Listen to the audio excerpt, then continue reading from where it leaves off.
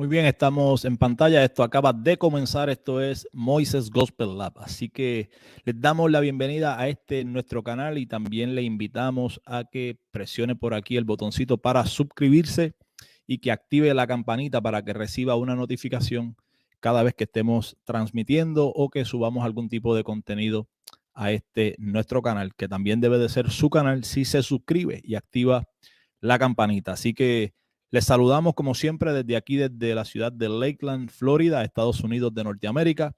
Saludamos a las personas que puedan conectarse con nosotros en vivo en este momento. Estamos transmitiendo en vivo y en directo.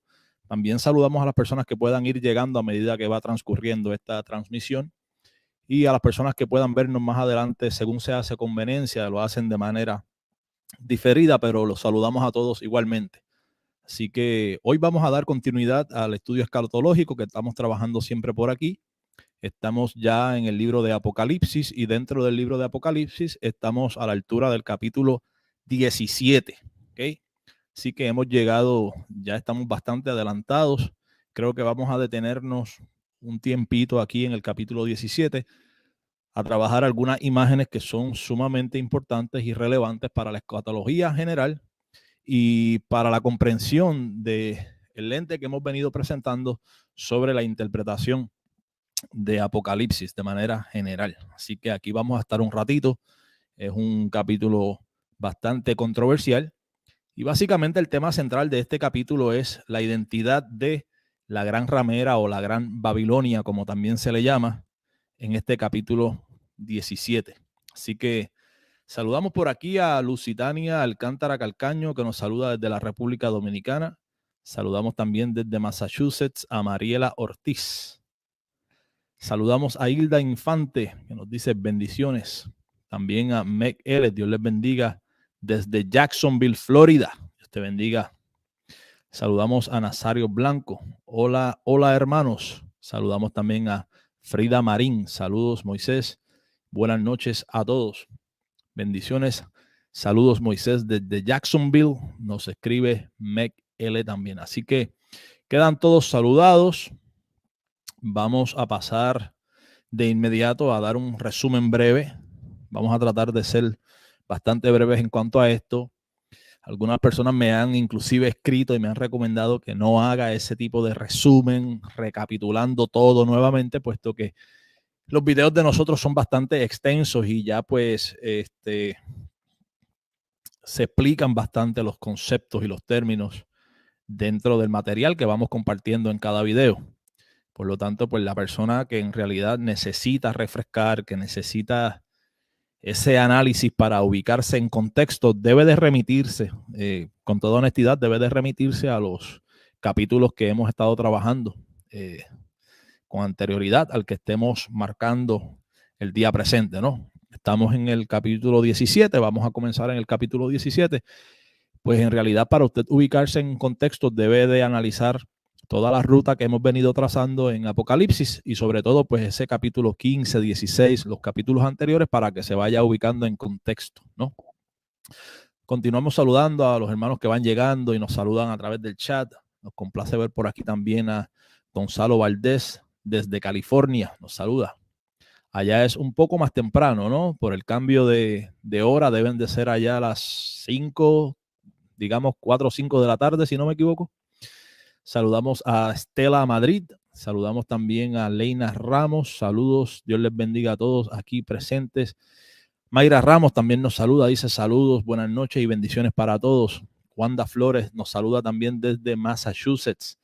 Massachusetts está en la casa hoy, están llegando temprano, así que estos van para las filas de al frente en el culto. Vamos a ir verificando esos hermanitos que van llegando después de la una hora y pico de la pasada la hora, 5:46, nos dice Gonzalo Valdés. O sea que tenemos un cambio de hora de al menos 3 horas de diferencia. Perfecto. Perfecto. Si no me equivoco, hay un momento dado en que, pues, bueno, dependiendo la región, ¿no? Pueden ser inclusive hasta 4 horas de diferencia, dependiendo de las regiones, contra esa costa de los Estados Unidos, ¿ok? Hoy veremos la hipotética iglesia romana que es Jerusalén en realidad. Bueno, Vamos al paso con este tema.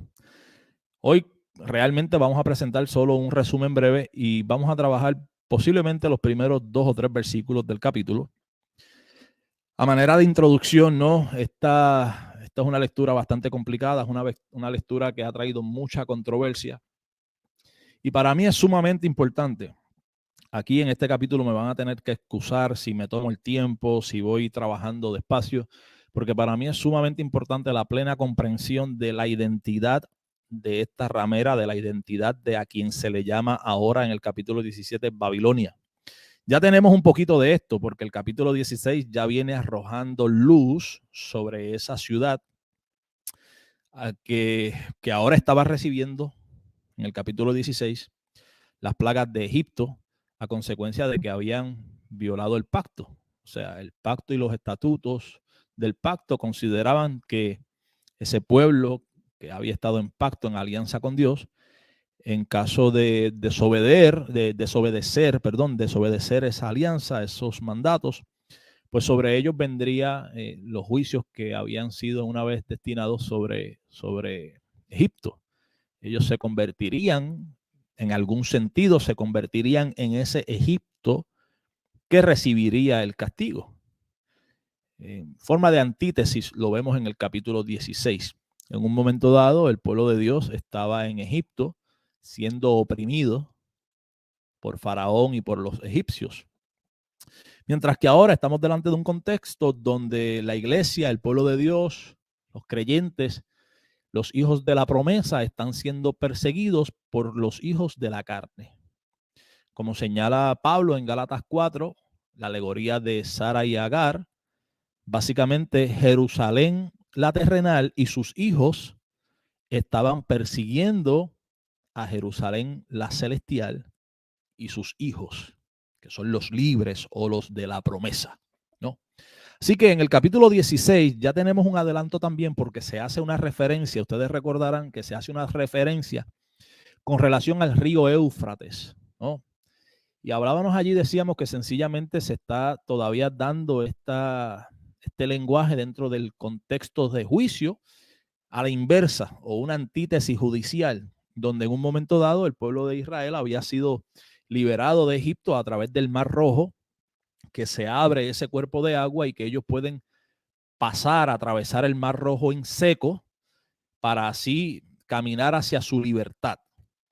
En este caso ahora se hace una mención de que ellos no caminarían hacia su libertad o que no se secaría un cuerpo de agua para que ellos fuesen libertados, sino que la intervención divina sería para juicio. Se secaría un cuerpo de agua, pero no para su libertad, sino para que los ejércitos invasores pudiesen marchar hasta la ciudad para ser invadida, para ser destruida.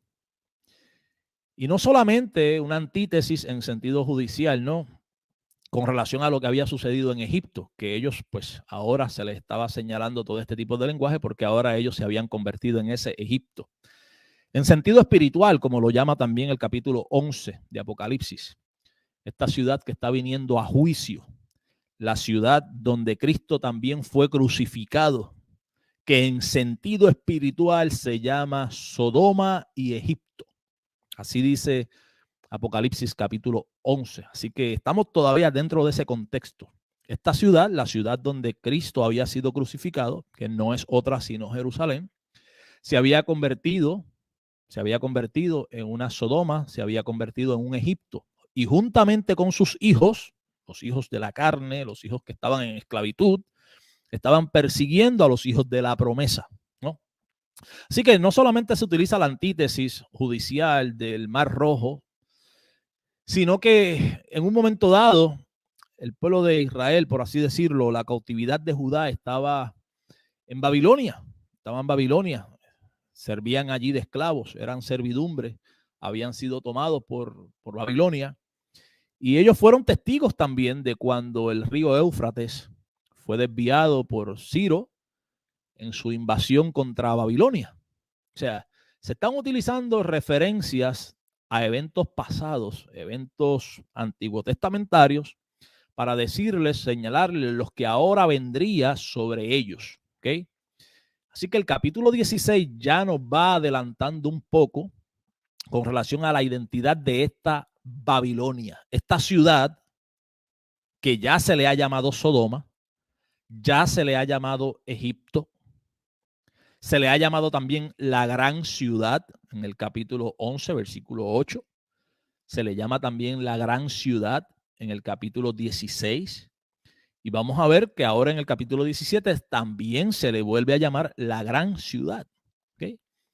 Así que se le ha llamado la gran ciudad, se le ha llamado Sodoma, se le ha llamado Egipto. Y en el capítulo 16, en esta antítesis o este juicio a la inversa, donde se hace la referencia del Éufrates, sencillamente se les dice: lo que ustedes vivieron, fueron testigos de lo que les sucedió a Babilonia en un momento dado, que el Éufrates fue desviado para que pudiese darse la invasión de los ejércitos, que Ciro prácticamente secó el Éufrates para invadir a Babilonia. Ahora se le da a ellos esa referencia del sexto ángel derramando su copa sobre el Éufrates precisamente para que pudiesen ser invadidos. O sea, ellos serían esta nueva Babilonia que sería invadida. No por los ejércitos de Ciro esta vez. Sería entonces por los ejércitos romanos bajo el mando de Vespasiano, Tito. O sea, sencillamente estamos delante de esta escena judicial con un lenguaje judicial en sentido de antítesis, ¿no? Así que ya el capítulo 16 viene aportando bastante con relación a esta Babilonia, esta nueva Babilonia. También se dice en el capítulo 16 que vino a memoria del Señor Babilonia. Esta referencia usted puede verificar en el Antiguo Testamento todo lo que es conforme, ¿no?, a lo que es hermenéutica, y usted analiza lo que se considera en la hermenéutica la regla de la primera mención y las demás menciones que se hacen, ¿no?, lo que es el patrón. Y en el Antiguo Testamento cabe señalar que nunca, no hay una excepción a las reglas. No hay una excepción a la regla. Siempre que se habla, siempre que se hace la mención de que vino a memoria de Jehová, esa expresión de que vino a memoria de Jehová siempre está relacionada con el pueblo que está en pacto, que está en alianza. Nunca viene a memoria de Dios, nunca viene a memoria de Jehová ninguna situación que esté relacionada a cualquier otra nación independientemente al pueblo que había estado en pacto y en alianza con él.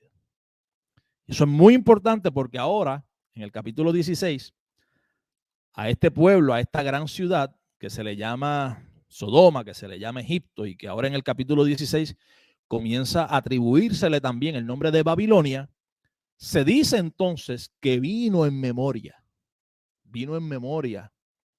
del Señor, vino en memoria de Dios, la gran Babilonia. Entonces tendríamos que interpretar aquí, buscar de una manera periodística, en búsqueda de la verdad, con honestidad, ¿a quién se refiere? ¿A quién se refiere la Escritura? ¿A quién se puede estar refiriendo la Escritura con esta Babilonia que ha venido a memoria de Dios? Cuando todas las menciones que se dan antiguo testamentarias con relación a venir a la memoria de Dios está ligado al pueblo del pacto. Podemos decir que se trata de Babilonia, la ciudad material, literal, que en un momento dado se llamó Babilonia. Queda un poco difícil puesto que Babilonia fue destruida hace mucho tiempo, ¿no? Tendríamos que ver a qué se le está llamando Babilonia, a qué ciudad se le está llamando ahora Babilonia. Hemos dicho que el capítulo 16 ya nos da un tip, una pista. Y los capítulos anteriores también, porque por ejemplo el capítulo 11 ya nos va arrojando un poco de luz en cuanto a la hermenéutica que está aplicando sobre Jerusalén para llamarle o para otorgarle títulos de otras ciudades y pueblos. O sea, a Jerusalén le llama la gran ciudad, le llama Sodoma, le llama Egipto, y la misma escritura dice que en sentido espiritual, o sea, ese no es su verdadero nombre, sino que en sentido espiritual se le ha otorgado ese nombre, se ha convertido en eso. Así que me parece que dentro del mismo contexto y bajo la misma regla de interpretación debemos de ser consistentes y entonces analizar sobre esta Babilonia. Lo que vamos a ver ahora en el capítulo 17. Saludamos a Dolly Alexandra Torres, dice hola, saludos a todos. Saludamos también a Jay González, saludamos a Mario y a todos los que puedan estar conectándose por aquí con nosotros, ¿ok? Vamos a la lectura brevemente, pero antes de pasar a la lectura, yo quiero recomendarles alguna lectura para sus hogares.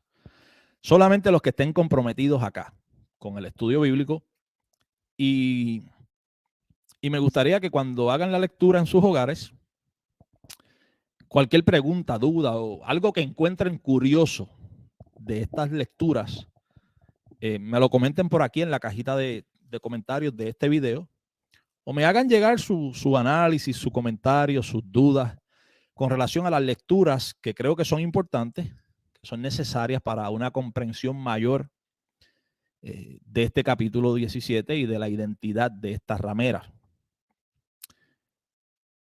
Es importante leer Jeremías capítulo 51.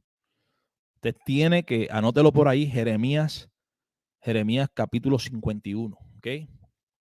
Vamos a ver si puedo ayudarlos por aquí de pronto.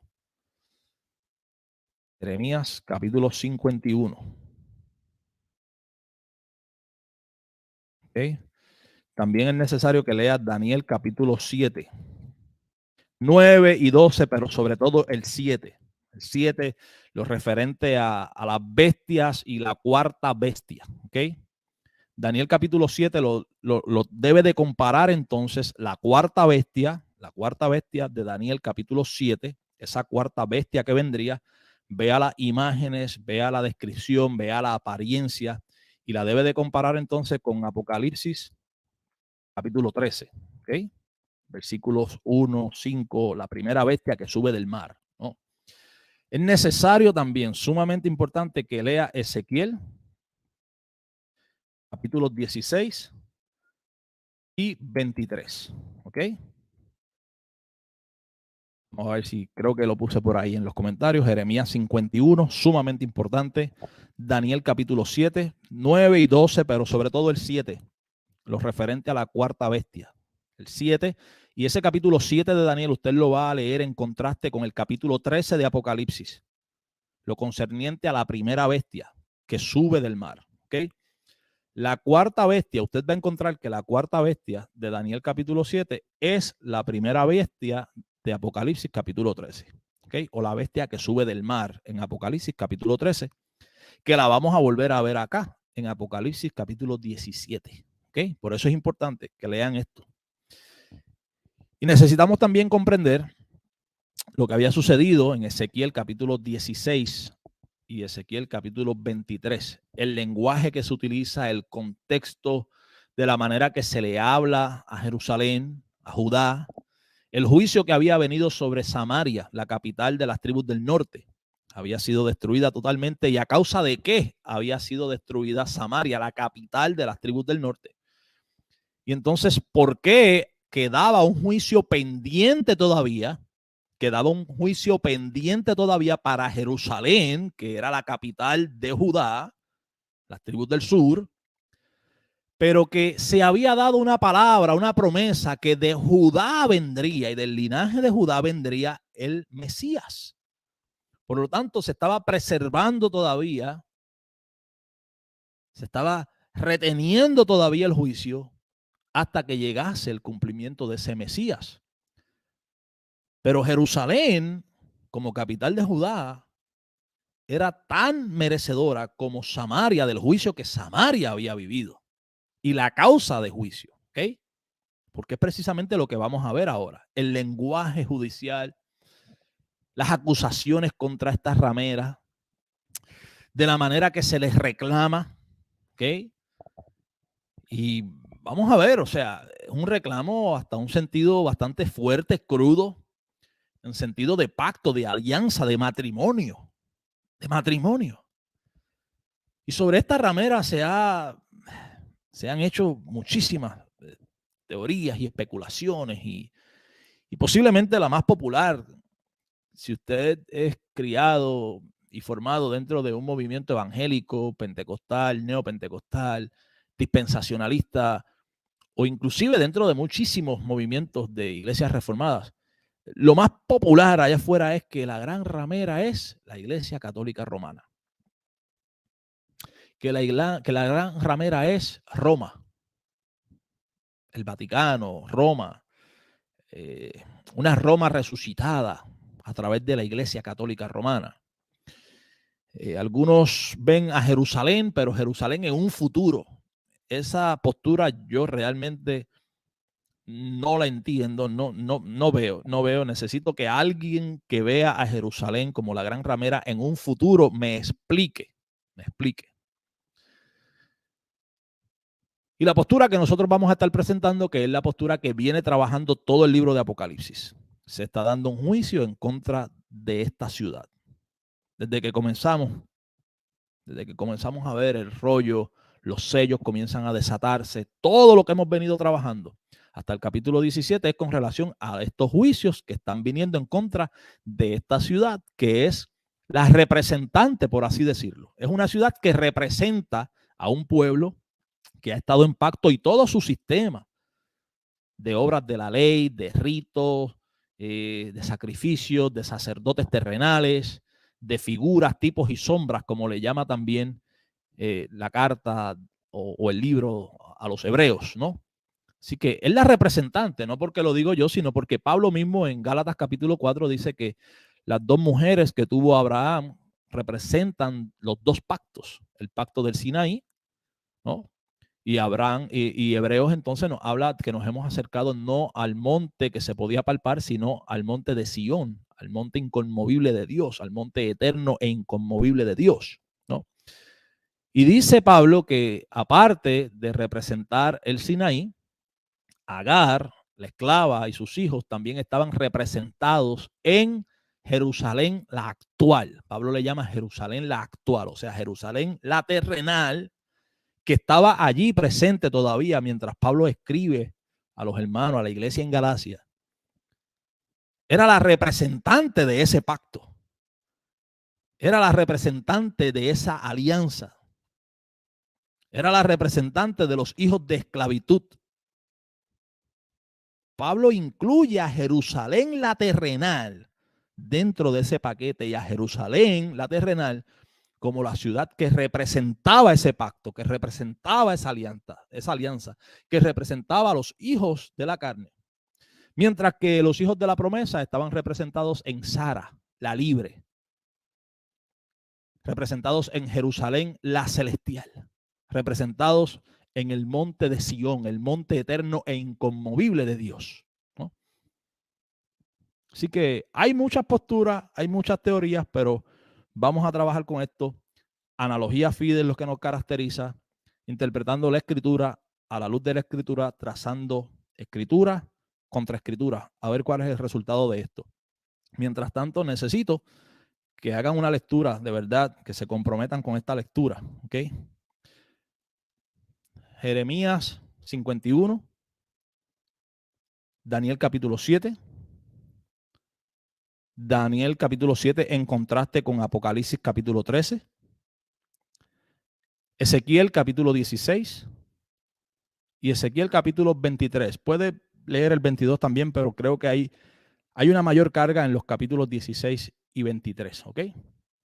Saludamos a todos los que van llegando.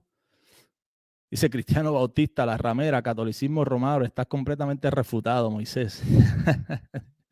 Dios te bendiga, William Sánchez, siempre con un poco de sarcasmo humorístico.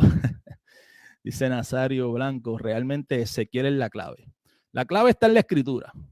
La clave está en la escritura. Muchas veces hemos sido adoctrinados. O sea, usted entra a un círculo premilenarista, dispensacionalista. Y es muy difícil que le digan a usted que la gran ramera de Apocalipsis es cualquier otra cosa fuera de Roma o la Iglesia Católica Romana. ¿Okay? Yo veo un lenguaje pactual a través de todo el libro de Apocalipsis. Pactual, un lenguaje pactual.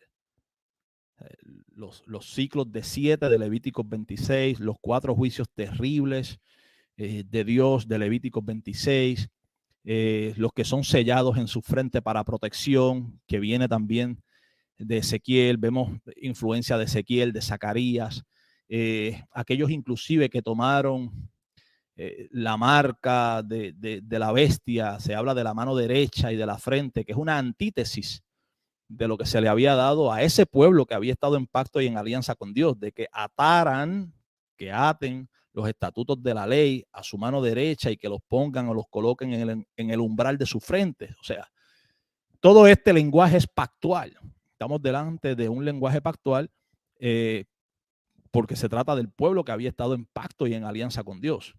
Estamos viendo en el capítulo 16 las plagas de Egipto porque Deuteronomio 28 le había dicho al pueblo del pacto, al pueblo que estaba en pacto, en alianza, ustedes desobedecen el pacto y sobre ustedes van a venir entonces las plagas de Egipto. ¿Okay? Estamos viendo que se hace la referencia del Éufrates y que se hace la referencia de Babilonia, porque de la misma manera que Babilonia en un momento dado fue aquel lugar donde estuvo cautivo, estuvo oprimido el pueblo de Dios, y ellos fueron testigos de la invasión a través del Éufrates. La invasión que se da, Ciro invadiendo a Babilonia a través del Éufrates. Ahora ellos serían esa Babilonia que sería invadida por los ejércitos romanos, ¿no? Entonces, todo este lenguaje pactual, todas estas referencias que los identifica a ellos, se me hace prácticamente imposible echar todo esto a un lado y de pronto en el capítulo 17 decir que las alusiones al juicio que vamos a ver tienen que ver con eventos futuros que llegarán en el 2000 no se sabe cuándo contra la Iglesia Católica Romana, como si la Iglesia Católica Romana hubiese estado alguna vez en pacto, en alianza con Dios, o contra Roma. Pero todas esas cosas vamos a ir viéndolas poco a poco, ¿okay? Poquito a poco. Saludamos a Evelyn Q. Saludamos también por aquí a este nombre, no lo puedo, me disculpa, pero este nombre es sumamente difícil. El apellido Cocucio, no sé. Saludamos también al pastor Efraín y Yamilef Pizarro. Saludamos a Diwan. Diwan, hace rato no te veía por aquí. Espero que estés bien. Saludos. Feliz año nuevo también. Creo que no te veía por acá desde diciembre. Así que vamos a la lectura brevemente, pero recuerden leer, por favor. Leer, por favor, esas referencias, ¿ok? Esas referencias. Dice Nazario, Ezequiel es la clave. Yo creo que Ezequiel es muy importante, sobre todo en el lenguaje que vamos a ver. Jeremías, Isaías, pero esos pasajes que compartí son sumamente importantes para que comprendamos ese lenguaje. Ya te saludé, lo que pasa es que tu nombre se me hace sumamente complicado, ¿ok?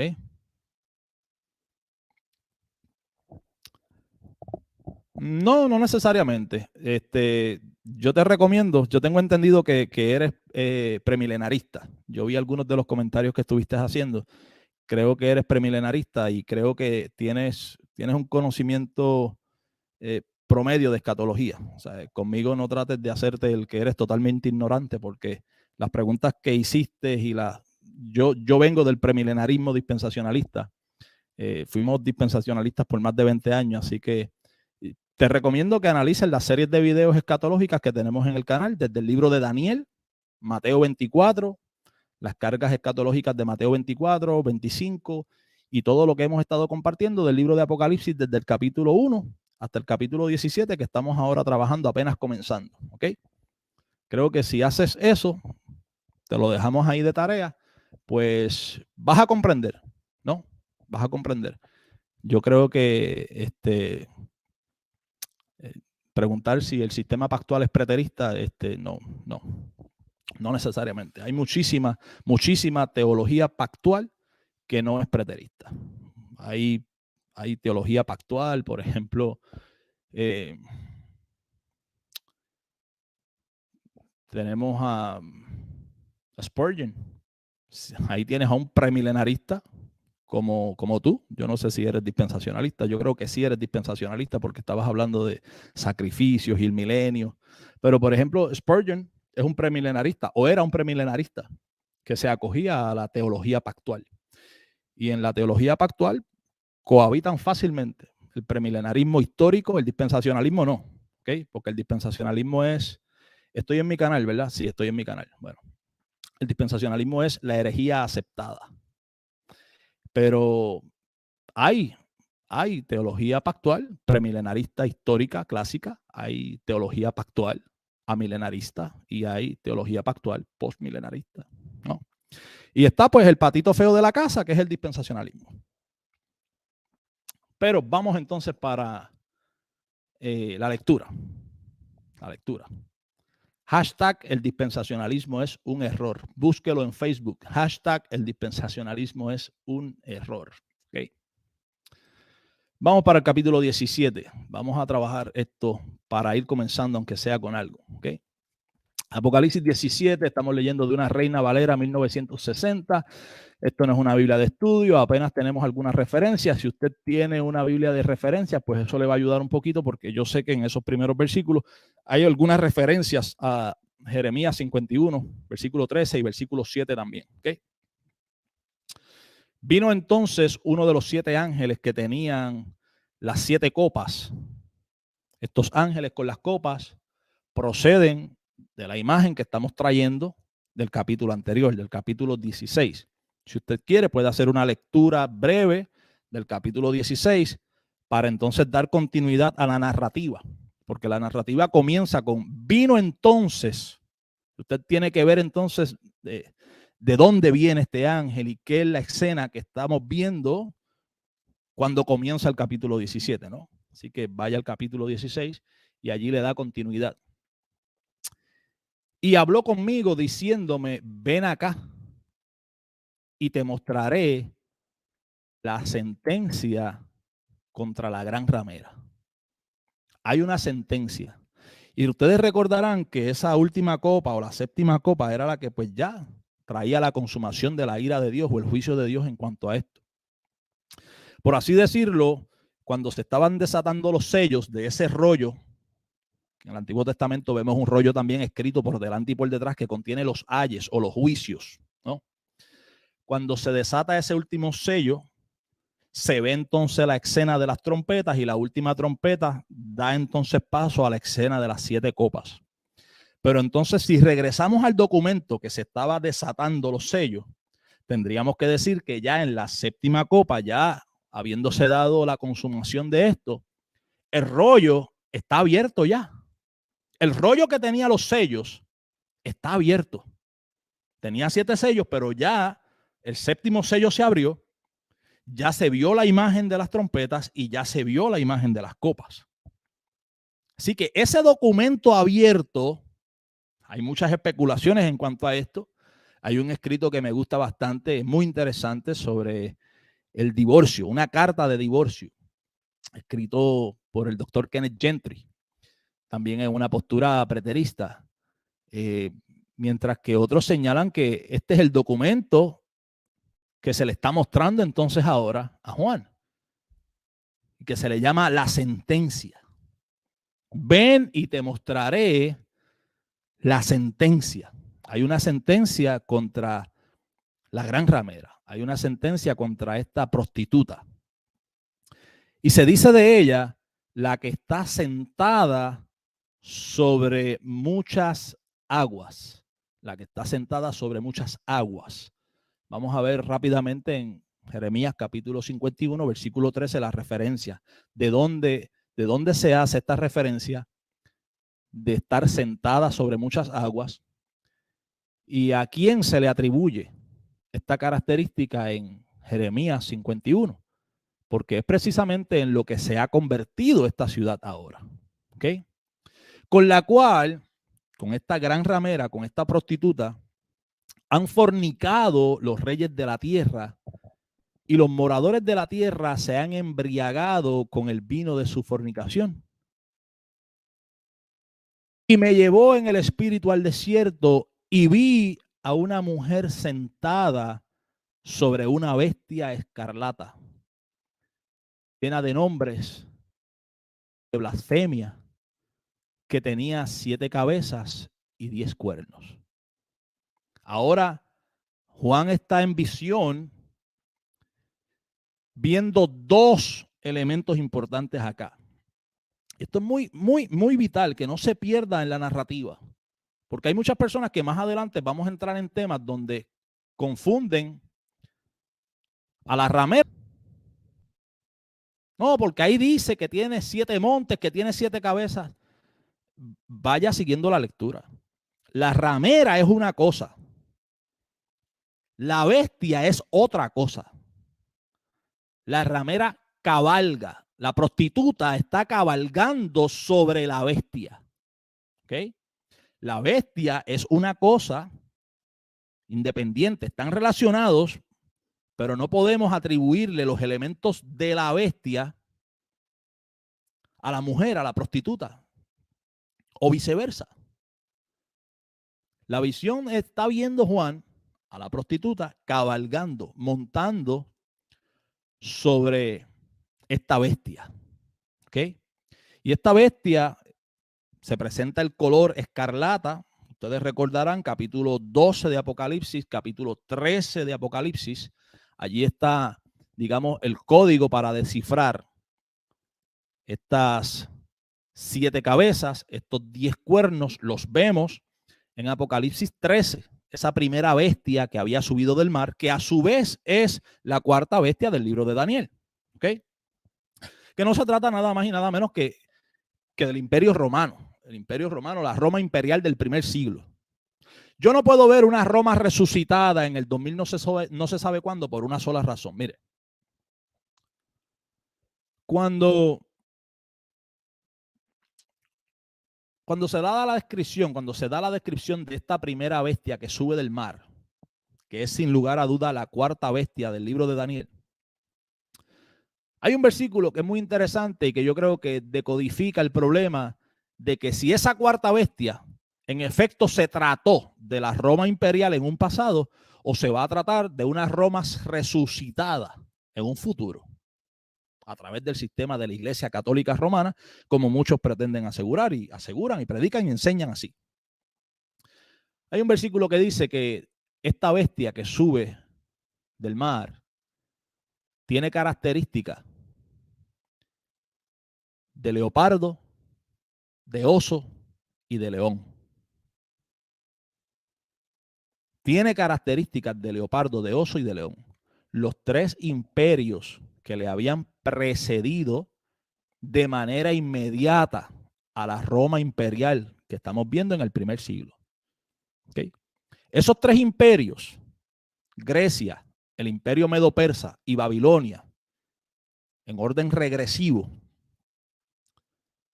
le preceden al imperio romano que vemos en el primer siglo. ¿Ok?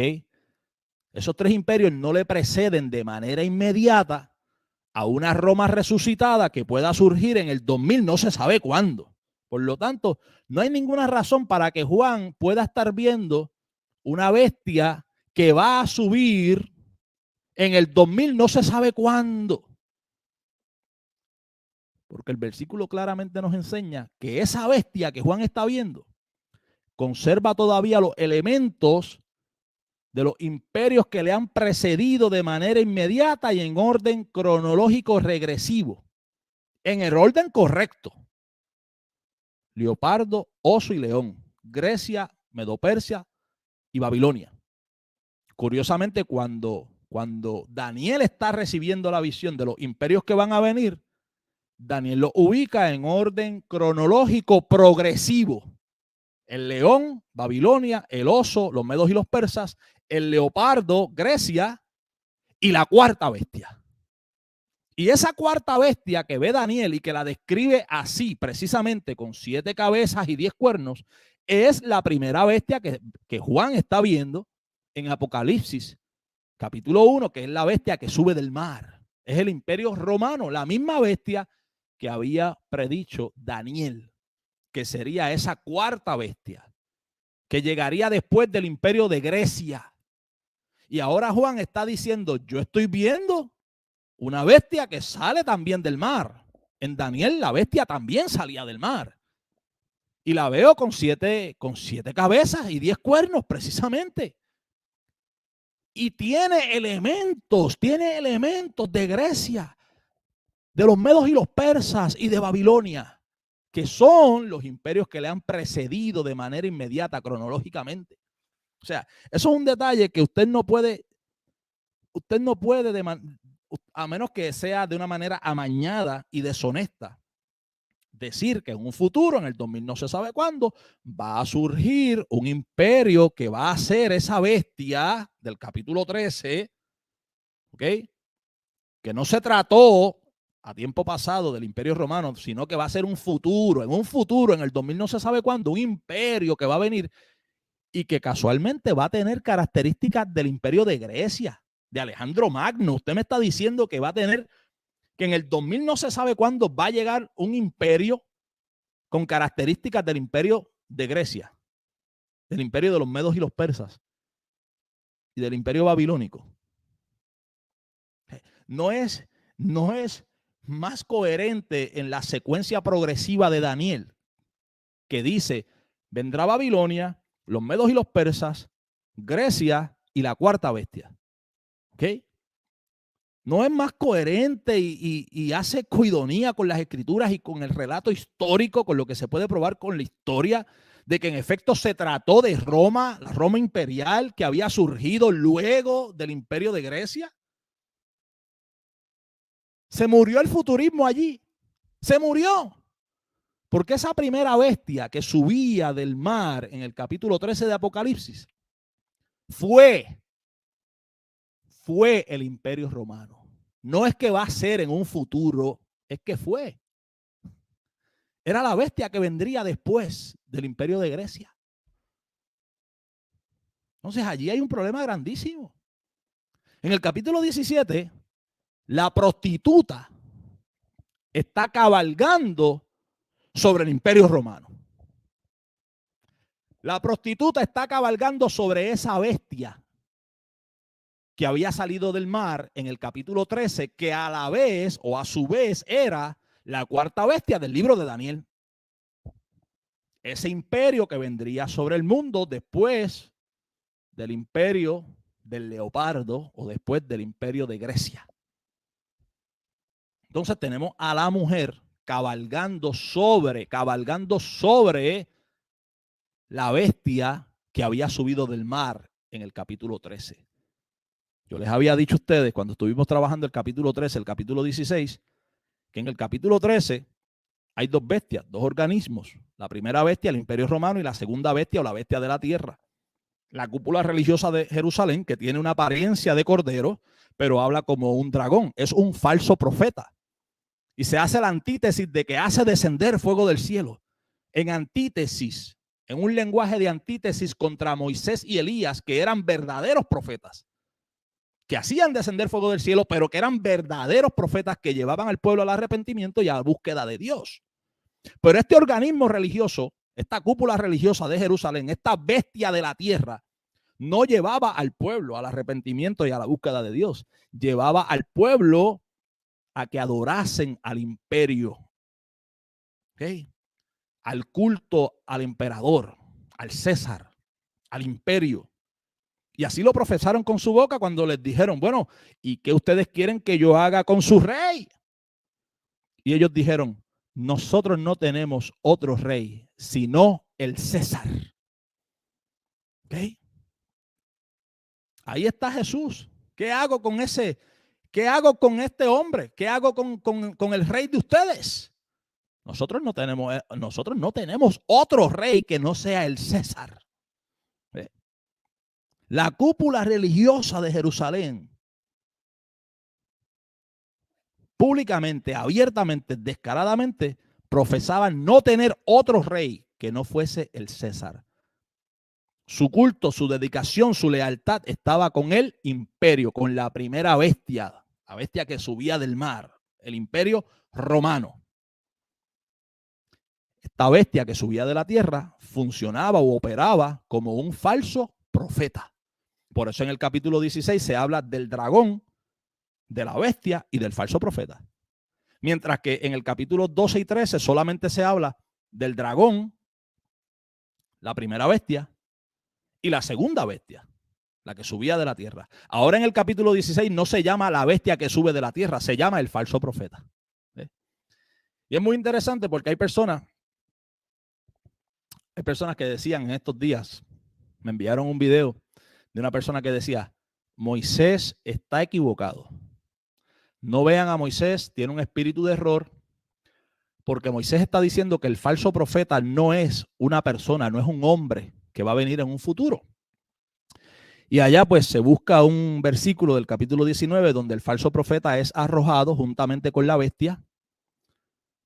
Son arrojados vivos al lago de fuego y la persona decía, la Biblia dice ahí que son arrojados vivos. Cuando lleguemos allá al capítulo 19 vamos a ver las referencias por qué se utiliza ese lenguaje de arrojarlos vivos como parte de un lenguaje judicial. Pero entonces si el falso profeta no era, como lo señala la Escritura, esa bestia que había subido de la tierra, ese aparato religioso que había subido de la tierra, que operaba como un falso profeta, y por eso se le llama el falso profeta, no en calidad de una persona con nombre y apellido, sino como el título de ese organismo religioso que está operando como un falso profeta. La bestia que había subido de la tierra era un falso profeta. Ese organismo religioso se había convertido en un falso profeta. Si decimos que el falso profeta tiene que ser una persona porque fue lanzada viva al lado del fuego, ¿no? Entonces, ¿qué hacemos con la bestia? Porque la bestia también es lanzada viva. ¿Acaso la bestia es un monstruo vivo, real, que tiene 7 cabezas y 10 cuernos? ¿No hay una representación aquí? Esta mujer que vamos a ver ahora en el capítulo 17, a los que dicen que el falso profeta tiene que ser un hombre con un nombre y con un apellido, así un hombre como yo, y no puede ser la representación, porque este es el problema, que Juan está viendo imágenes que son representativas de una realidad. Entonces, el hiperliteralista se queda solamente con la imagen y dice, es que ahí dice que el falso profeta será lanzado vivo al lago de fuego. Tiene que ser una persona. Tiene que ser una persona. No logran comprender que Juan está viendo una imagen que representa una realidad. Pero esa imagen no es la realidad en sí misma. De lo contrario, ¿qué vamos a hacer con la bestia? La bestia es lanzada viva y la bestia se dice que tiene 7 cabezas y 10 cuernos y que sube del mar en el capítulo 13. ¿Acaso estamos hablando de un monstruo marino? Un monstruo marino que va a salir del mar, porque ahí lo dice. Está vivo, es lanzado vivo al lago de fuego. Tiene que ser un monstruo marino que subió del mar con 7 cabezas y 10 cuernos, ¿verdad? Porque usted está diciendo que el falso profeta tiene que ser un hombre de manera literal, con nombre y apellido, porque allí se dice que es lanzado vivo. ¿Qué hacemos con la bestia? ¿Qué hacemos con la mujer que ha fornicado con los reyes de la tierra? Se trata de una mujer, de verdad, de una fémina, que se prostituye literalmente y que fornica, tiene relaciones sexuales con los presidentes, con los reyes, con los monarcas de la tierra. No, porque ahí lo dice Moisés, ahí lo dice que es una mujer, tiene que ser una mujer de verdad, porque el falso profeta tiene que ser un hombre de verdad. Yo los caso en su propio argumento. O sea, la escritura se interpreta con escritura, la escritura no se interpreta con lo que usted crea o con la imagen que usted se lleve y la quiera traducir de manera hiperliteralista, porque así es como único usted la entiende. Tenemos un problema serio, hermenéutico, serio de interpretación.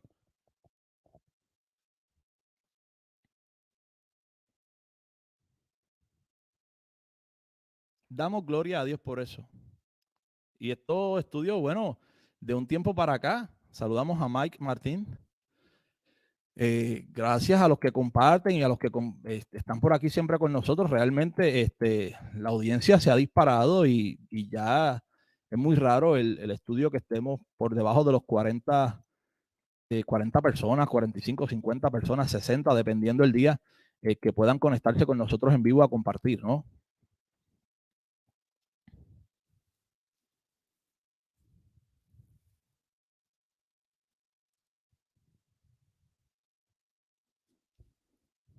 Saludamos. ¿Conocen la Biblia del oso? Sí.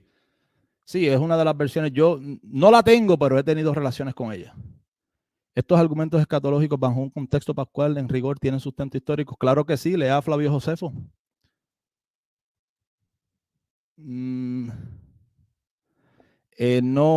la he visto esa página, Rosina. No. Oh, Rosminda, perdón, pensé que era Rosina Guevara. Rosminda Guerrero. Pero el dispensacionalismo es bastante dinámico en eso. Y ya estamos viendo las profecías, todo es a tiempo futuro, fuera de contexto.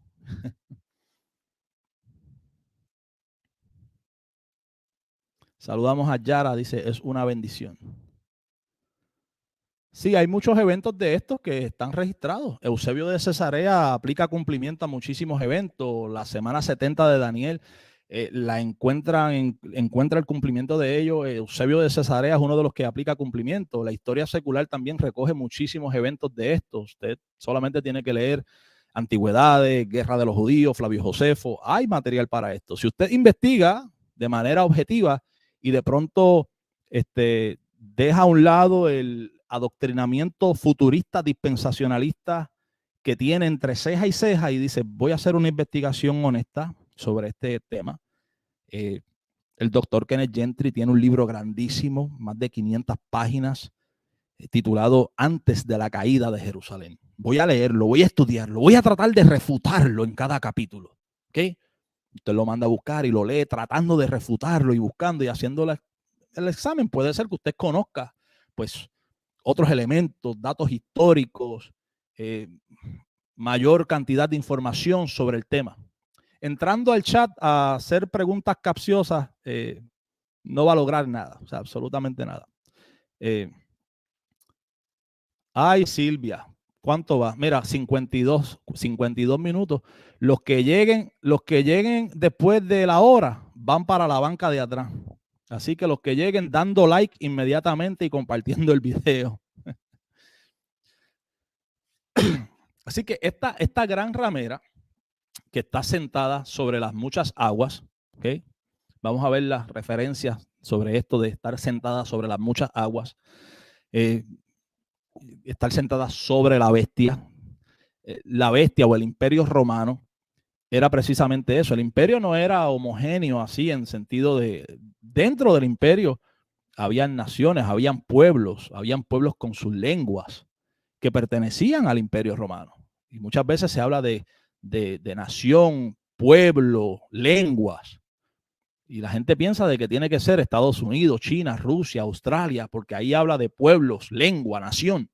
Como si dentro del imperio romano no hubiese esta variedad. Habían diferentes lenguas dentro del imperio romano. Habían diferentes pueblos que todavía estaban bajo la sombrilla, bajo el dominio del imperio romano, ¿no? Así que esta ramera, esta prostituta, se sienta sobre esta bestia, ¿ok? La bestia que tenía las 7 cabezas y los 10 cuernos. Muy importante identificar que hay dos elementos que vamos a estar considerando, ¿ok? Vamos a considerar una mujer que es prostituta, que es ramera, hasta donde he presentado y en la perspectiva que hemos trabajado desde el capítulo 13 en adelante. Creo que a esta ramera, a esta mujer que ahora se le llama ramera, prostituta, es sencillamente el mismo cuerpo religioso que en el capítulo 13 se le llama la bestia que sube de la tierra y que en el capítulo 16 también se le llama el falso profeta. ¿Okay? Vamos a ver las descripciones, vamos a ver los elementos hasta que podamos llegar y resolver, ¿no? ¿Por qué se trata de la misma entidad y es la entidad religiosa o la cúpula religiosa de Jerusalén? Y la mujer estaba vestida de púrpura y escarlata. Aquí viene el dispensacionalista y dice, ahí está esa es la Iglesia Católica Romana. Púrpura y escarlata y adornada de oro, de piedras preciosas y de perlas, y tenía en la mano un cáliz de oro lleno de abominaciones y de la inmundicia de su fornicación. ¿Okay? Como vuelvo y digo, la mayoría de las personas que tienen en la mente aquí a la Iglesia Católica Romana se basan muchas veces en la indumentaria, la vestimenta que exhibe la Iglesia Católica Romana, pero olvidan que en realidad el pueblo que estaba en pacto, el pueblo que estaba en alianza, no era la Iglesia Católica Romana. Y que la cúpula religiosa de este pueblo que estaba en pacto y en alianza con Dios, el sacerdocio, eran los que se vestían de esta manera. Que precisamente la Iglesia Católica Romana está imitando a lo que fue en un momento dado la vestimenta y la indumentaria de los sacerdotes que habían estado, ¿verdad? Que pertenecían al pueblo que había estado en pacto y en alianza. La Iglesia Católica Romana lo que está haciendo es imitando o tratando de darle algún tipo de seguimiento a ese contexto de vestimenta, de ropa, de indumentaria que ya podemos leer con relación a los sacerdotes de ese pueblo que estaba en pacto y en alianza con Dios, no de Roma. ¿Ok? Así que vamos a ver algunas de las...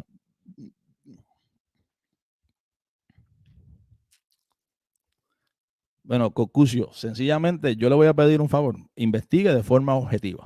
¿Ok? Eso es todo, investigue de forma objetiva. Usted es premilenarista, dispensacionalista. Yo fui premilenarista, dispensacionalista por 20 años aproximadamente. No hay ningún problema, para eso estamos, para estudiar, pero investigue y hágalo de forma honesta, de forma sincera y de forma objetiva. ¿Okay? Vamos a dejarlo ahí. Yo tengo buen ojo para las preguntas capciosas, tengo buen ojo, tengo buena dinámica en esto. Así que yo sé cuando una persona conoce un poquito de escatología, cuando no conoce absolutamente nada, cuando está tratando de indagar en el conocimiento de lo que estamos hablando aquí. O sea que no le va a resultar. Eso no le va a resultar. ¿Okay? Ay. Lu Martínez, llegó a 3 minutos de irse para la banca de atrás. Todos los que lleguen después de la hora van para la banca de atrás y probablemente para el próximo video vamos a bajarlo a 45 minutos. ¿Okay? Tienen que llegar rápido. Esto es llegando y para adelante. ¿Okay? Así que vamos a ver algunos versículos para trabajar con los elementos que hemos tocado en estos primeros versículos, ¿ok? Hemos hablado de que todo el libro de Apocalipsis viene trabajando un lenguaje pactual, los 4 juicios terribles de Dios, los ciclos de 7 sellos, 7 trompetas, 7 truenos, 7 copas, todo eso proviene de Levítico 26. El que Dios selle una parte del pueblo para protección, lo mismo que había sucedido en el Antiguo Testamento, lo vemos en los profetas. Que la marca de la bestia sea en la mano derecha y en la frente es una antítesis de lo que al pueblo que había estado en pacto y en alianza con Dios se le había ordenado, que los estatutos de la ley, las ordenanzas las atasen a su mano derecha y que las ubicasen en el umbral de sus frentes, que fuese esto por memoria, ¿no?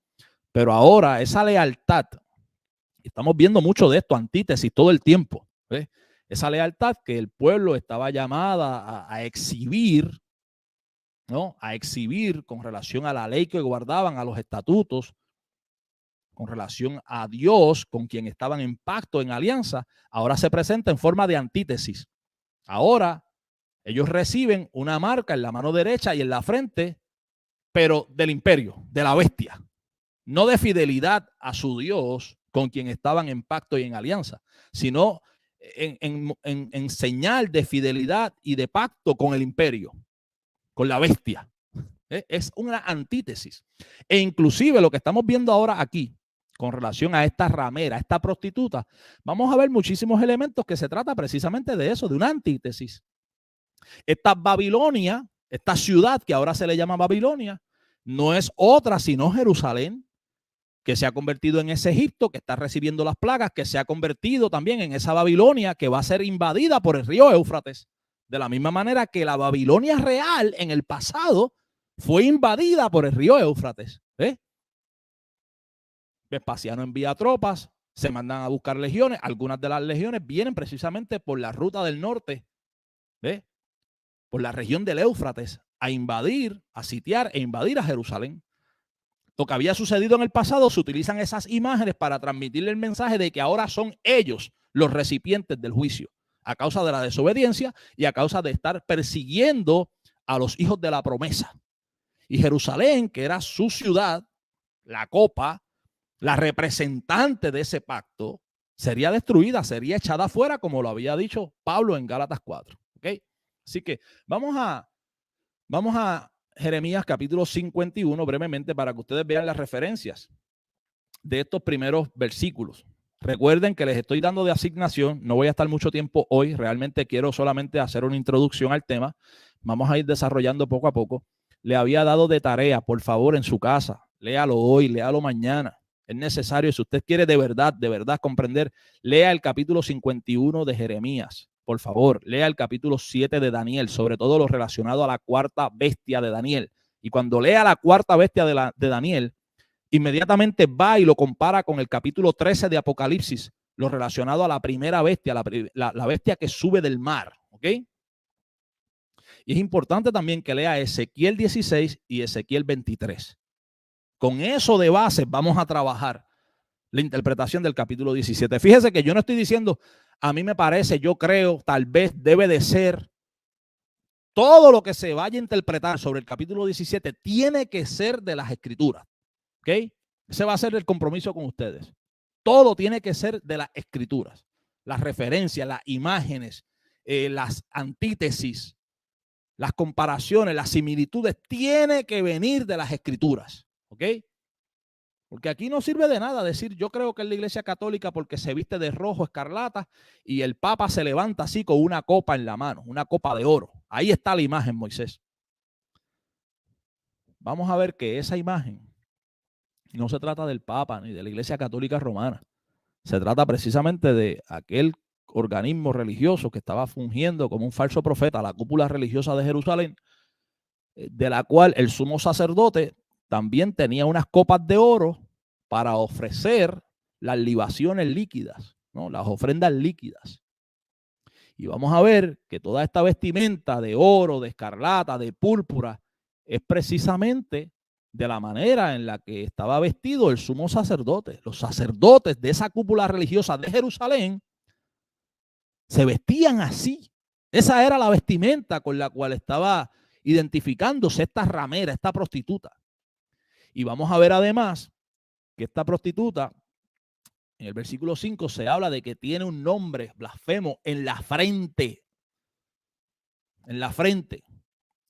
Precisamente como una antítesis del sumo sacerdote, que en el Antiguo Testamento veremos que también llevaba una placa en su frente con una insignia grabada que decía santidad a Jehová. Es la antítesis. Ahora esta prostituta está vestida como el sumo sacerdote. Representa ese cuerpo, ese organismo religioso, la cúpula religiosa de Jerusalén. Pero en lugar de ser el profeta o el sacerdote que ministra y que lleva a las personas al arrepentimiento y a la búsqueda de Dios, es un organismo corrupto que está encochinado con el imperio y que se ha corrompido fornicando con los reyes de la tierra, porque es un organismo que se mantiene por lazos políticos. ¿Okay? El puesto del sumo sacerdote y el sacerdocio de Jerusalén ya se había corrompido totalmente, se había convertido en un puesto político. Pero para esto usted tiene que conocer de historia. Tiene que leer. Esa es la realidad. Se había convertido en un puesto político. Había fornicado. No era un sacerdocio legítimo, ni tan siquiera venía conforme al linaje de Aarón. Ya todo eso estaba quebrantado. Y en su frente tiene un nombre blasfemo en antítesis al verdadero nombre o a la verdadera insignia que debía de llevar el sumo sacerdote en su frente, que decía santidad a Jehová. ¿Okay? Así que vamos a estar manejando todas estas antítesis, los colores, la apariencia, la mujer montando sobre el imperio. ¿ok? La prostituta cabalga sobre la bestia. La prostituta es una cosa y tiene unas descripciones con unos elementos sobre la prostituta. ¿Okay? La prostituta es Jerusalén, la ciudad de Jerusalén, que representa ese aparato religioso corrupto, que representa la bestia de la tierra, que representa al falso profeta y que ahora se le llama la gran ramera. ¿Ok? No tiene que hacerme cuento de que se trata de la iglesia, de que se trata de un organismo. Antes de que usted llegue allí, yo quiero compartirle algo. ¿Ok? Vamos a mandar la carreta por delante de los bueyes un momentito, ¿ok? Gracias a las casi 70 personas que hay. Vamos a mandar la carreta por delante de los bueyes un momentito. Vamos a ir al final del capítulo.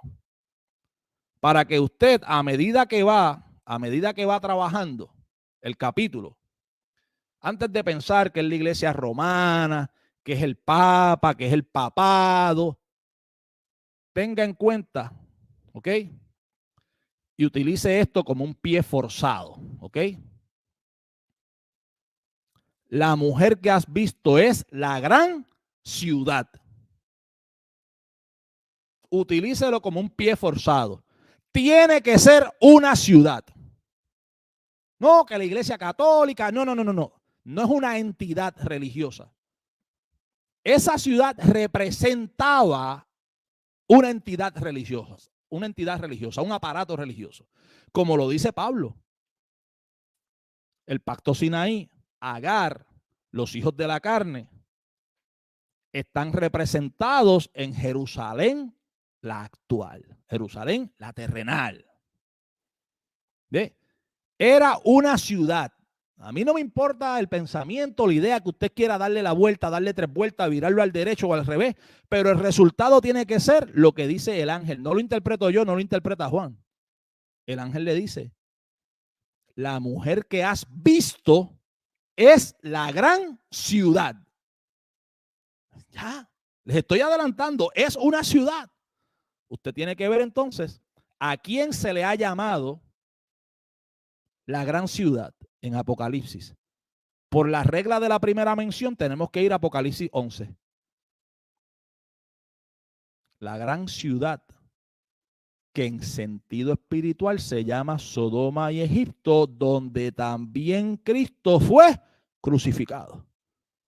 Allí se utiliza el concepto, el término la gran ciudad por primera vez, señalando a la ciudad donde Cristo fue crucificado, Jerusalén. En el capítulo 16 vuelve y se utiliza el concepto o el término la gran ciudad para referirse a esa ciudad que se había convertido en Egipto, que había quebrantado el pacto y a causa de la desobediencia estaban viniendo sobre ella las plagas de Egipto y que sería invadida de la misma manera que Babilonia fue invadida a través del Éufrates en un momento dado. Ahora ella se convertiría en esa Babilonia y también sería invadida esta vez por los ejércitos romanos.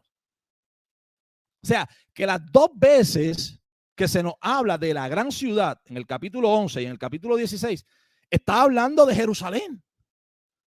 Está señalando a Jerusalén. Y ahora el ángel le dice a Juan, la mujer que has visto es la gran ciudad.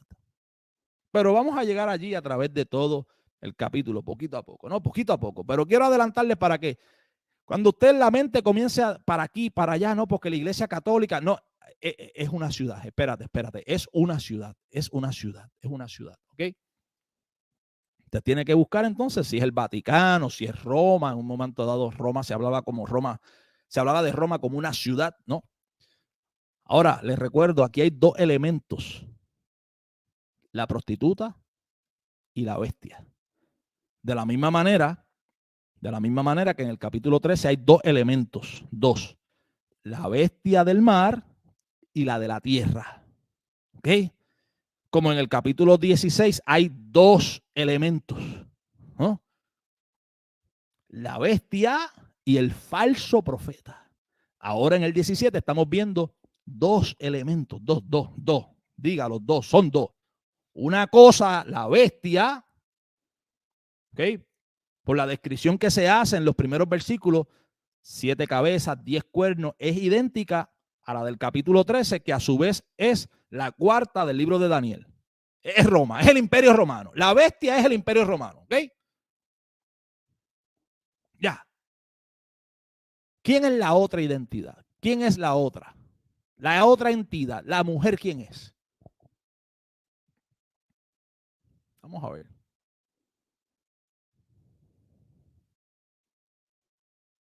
Vamos a ver.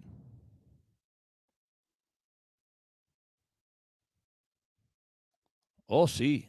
Y Ezequiel es bien, Ezequiel nos ayuda mucho con eso porque se le dice, ven para que tú veas lo que estaba sucediendo, o sea, en el templo, las cosas que se hacían. Porque el templo de entonces no era como ahora, que usted tiene una idea de ir a un templo y sentarse allí en las bancas. Al templo no entraba todo el mundo. O sea, si usted tiene una idea de que al templo entraba todo el mundo así, vamos para el templo tal día. No, había unas áreas del templo, estaban los atrios, la corte, ¿sabes? No era que vamos para allá, allí entraban ciertas personas nada más. Vamos a los capítulos, vamos a las referencias breves para ir terminando por hoy y dar continuidad poco a poco. No quiero, voy a tratar de no extenderme demasiado, a ver si poco a poco podemos ir trabajando este capítulo a manera que se vaya digiriendo poco a poco, porque yo prefiero de verdad que se vaya digiriendo poco a poco, que si usted tiene preguntas, dudas en relación a este tema, pues las vaya escribiendo, las podamos ir solucionando, porque es neurálgico, es vital. Cuando usted llega a la comprensión total y a la convicción real de que en Apocalipsis estamos delante de una escena pactual, de que se le está reclamando a una ciudad que representa a ese pueblo que había estado en pacto, en alianza, ¿ok? Todo, automáticamente, todo no solamente le hace sentido, sino que tiene que acogerse a una escatología pactual. Hay un pacto que está llegando a su fin, la representante de ese pacto es enjuiciada, es destruida, como lo había señalado Pablo en Gálatas 4, y una vez la representante de ese pacto es destruida, vemos entonces más adelante en el capítulo 9, en el capítulo 19, una nueva Jerusalén. ¿Okay? ¿Por qué se habla de una nueva Jerusalén? ¿Acaso es un contraste contra lo que había sucedido con la vieja Jerusalén? ¿Acaso en Apocalipsis estamos viendo el mismo contraste que hace Pablo en Gálatas 4? Jerusalén la terrenal siendo echada afuera para dar paso a la realidad del nuevo pacto, donde los hijos de la esclava no heredarían juntamente con los hijos de la libre, para dar paso a Jerusalén la celestial. O sea, ¿eso es lo que estamos viendo? O usted tiene una ruta donde usted puede hacer una comparación, un contraste entre la Iglesia Católica Romana siendo destruida y entonces cuando la Iglesia Católica Romana es destruida, vemos la Nueva Jerusalén. ¿Y qué tiene que ver la Iglesia Católica Romana con la Nueva Jerusalén? Entonces, todo el lenguaje pactual va señalando a que la vieja Jerusalén, Jerusalén la actual, Jerusalén la terrenal, estaba siendo enjuiciada, era el pueblo que había estado en pacto, en alianza, esa ciudad era la representante de ese pueblo, la representante de esa alianza que estaba llegando a su fin. Ese fin sería con juicio, como lo establece Deuteronomio 32, los días de retribución, ¿ve? Y una vez esa ciudad, como representante de ese pacto, de esa alianza, es destruida, entonces vemos la nueva Jerusalén. Tan pronto el Sinaí es destruido, vemos la nueva realidad, el monte de Sión, como le llama también Hebreos capítulo 12. Ustedes no se han acercado a aquel monte que temblaba, que se podía palpar. Ustedes se han acercado al verdadero, al monte de Dios, al inconmovible, al monte de Sión y a Jerusalén, la celestial. No la terrenal. ¿Y qué pasó con la terrenal? ¿Qué pasó entonces con la terrenal? ¿Qué pasó con la gran ciudad, con Jerusalén la terrenal? Fue echada afuera, fue destruida. Y aquí a Juan se le está mostrando la sentencia.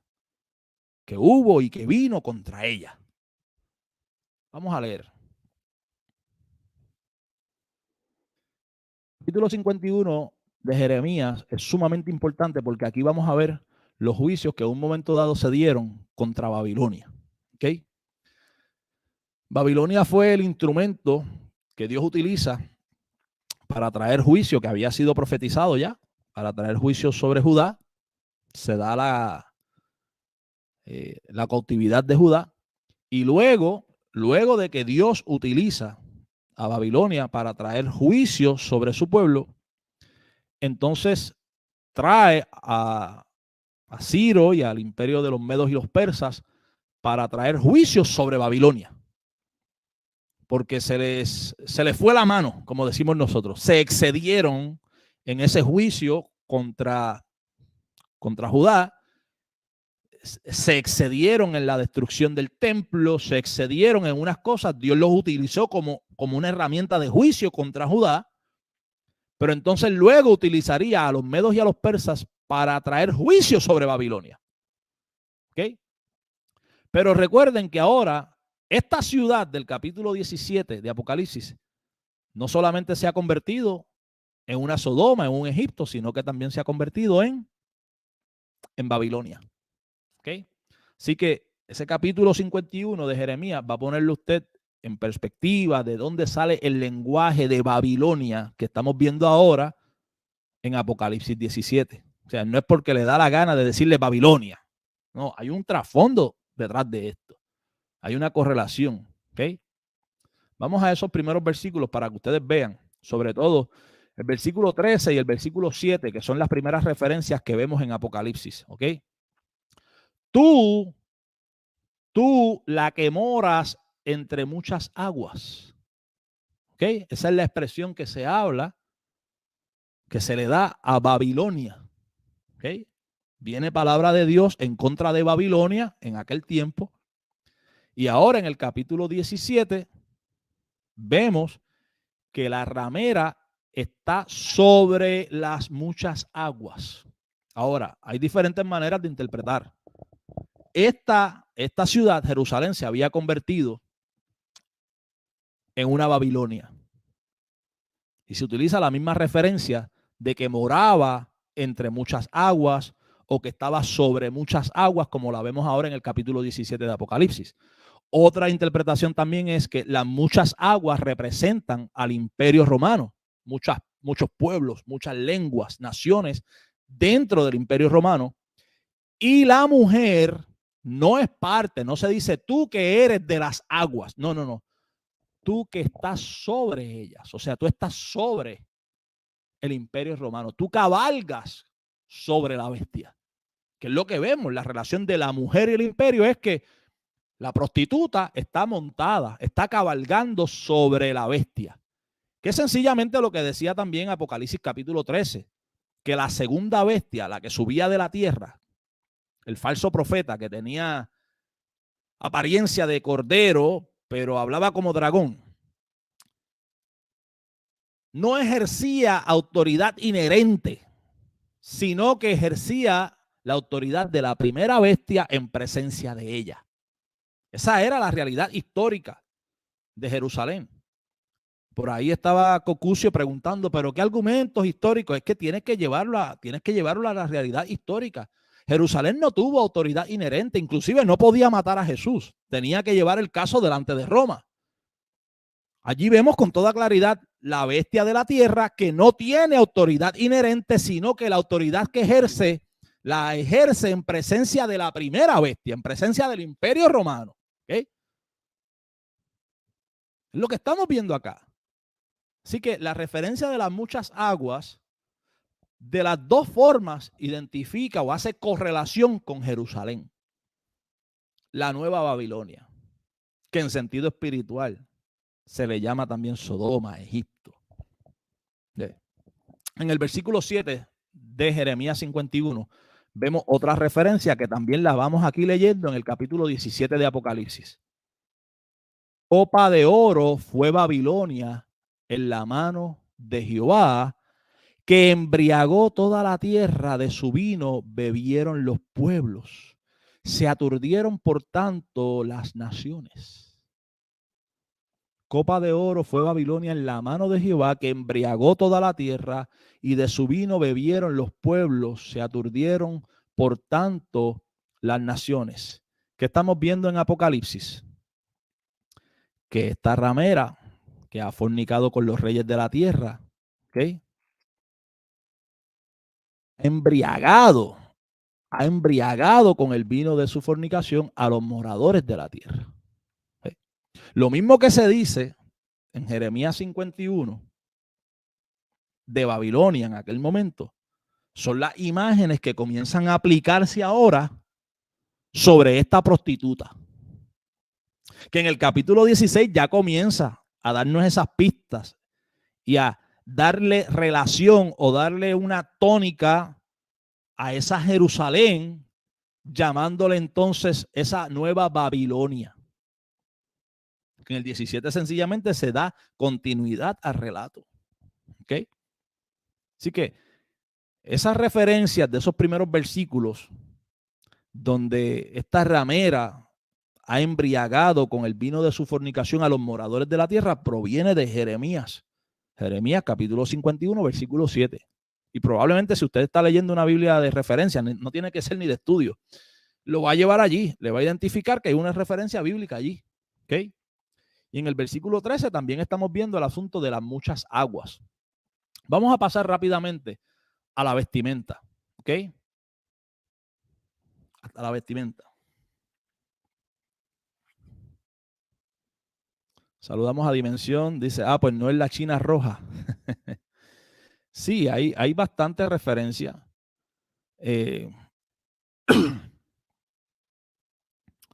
Hay bastante referencia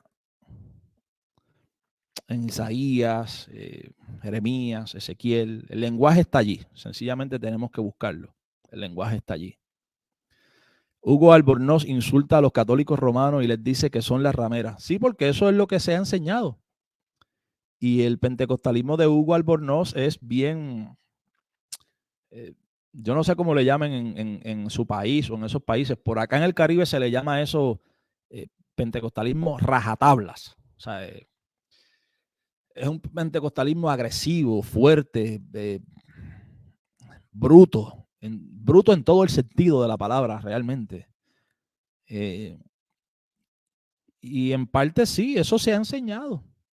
E inclusive, mira, aunque lo nieguen, se ha enseñado muchas veces a crear esa apatía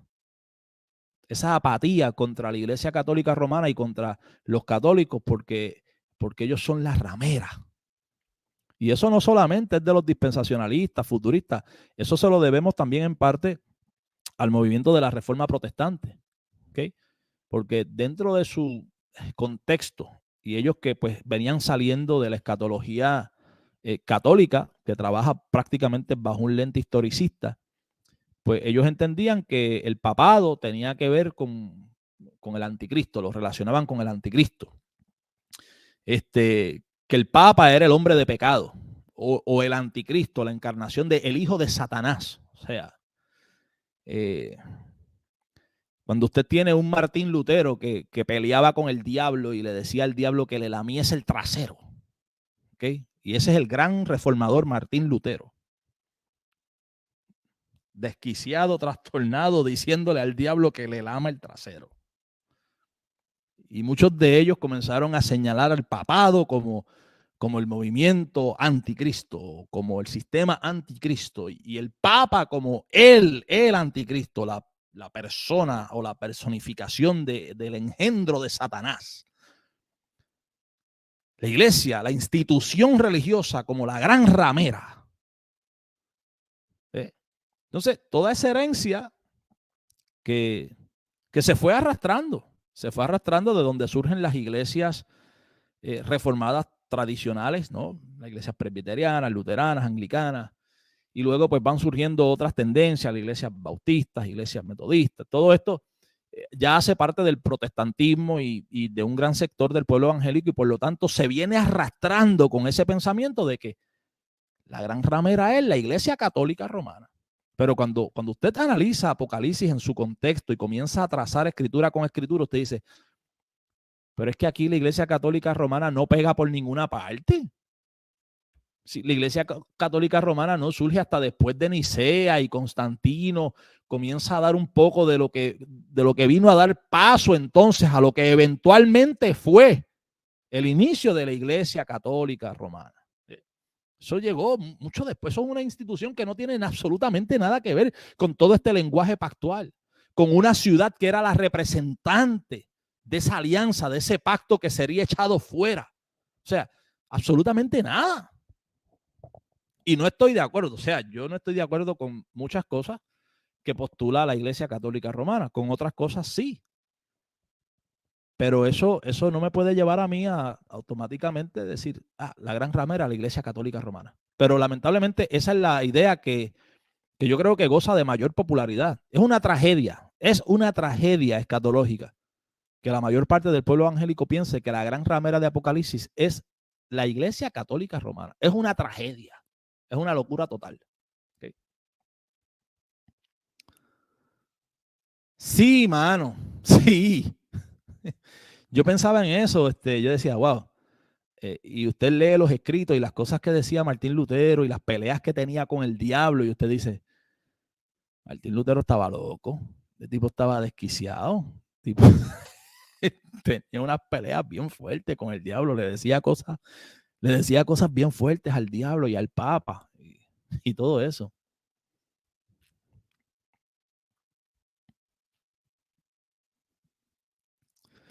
Asambleas de Dios, hermano, el Asambleas de Dios es el concilio pentecostal más grande del mundo y es un concilio dispensacionalista, y en las Asambleas de Dios se predica y se enseña de manera dogmática rapto pretribulacional y premilenarismo dispensacionalista sí o sí.